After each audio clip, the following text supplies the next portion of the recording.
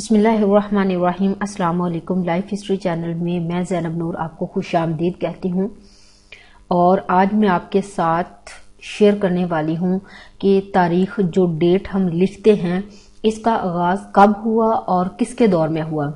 تو ویڈیو کو شروع کرنے سے پہلے اگر آپ نے میرے چینل کو ابھی تک سبسکرائب نہیں کیا ہے تو اس کو سبسکرائب کر لیں، میری ویڈیو کو لائک کر دیں اور ایک اچھا سا کمنٹ کرنا مت بھولے گا، اور کمنٹ میں مجھے بتائیے گا کہ آپ کس چیز کی تاریخ کے بارے میں، ہسٹری کے بارے میں جاننا چاہتی ہیں۔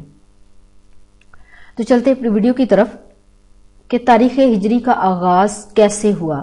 حضرت عمر رضی اللہ تعالیٰ عنہ کی خدمت میں ایک آدمی یمن سے حاضر ہوا اور عرض کیا کہ آپ تاریخ کیوں نہیں ڈالتے کہ یہ واقعہ فلاں مہینے اور فلاں سال ہوا۔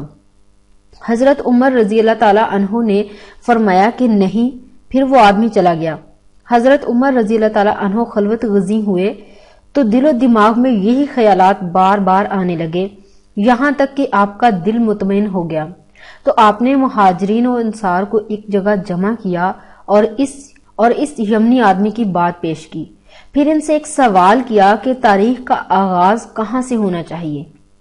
ایک طویل خاموشی چھا گئی، کہیں سے ہلکی سی آواز آئی کہ رسول اللہ صلی اللہ علیہ وآلہ وسلم کی وفات سے آغاز ہونا چاہیے۔ کسی نے کہا کہ نہیں، بلکہ باسطہ نبوی سے تاریخ لکھنے کا آغاز ہونا چاہیے۔ اتنے میں حضرت علی رضی اللہ تعالیٰ عنہ کی آواز بلند ہوئی کہ ہمیں تاریخ لکھنے کا آغاز اس وقت سے کرنا چاہیے جس وقت رسول صلی اللہ علیہ وآلہ وسلم شرک کی سرزمین سے نکلے، یعنی جس دن ہجرت فرمائی۔ حضرت علی رضی اللہ تعالیٰ عنہ کا یہ فرمانا تھا کہ ہر طرف سے آوازیں آنے لگی کہ ہمیں یہ بات قبول ہے اور ہم اس پر راضی ہیں کہ حضرت عمر رضی اللہ تعالیٰ عنہ کے دور میں تاریخ کا آغاز ہوا، اور وہیں سے تاریخ جو ہے وہ لکھی جانے لگی۔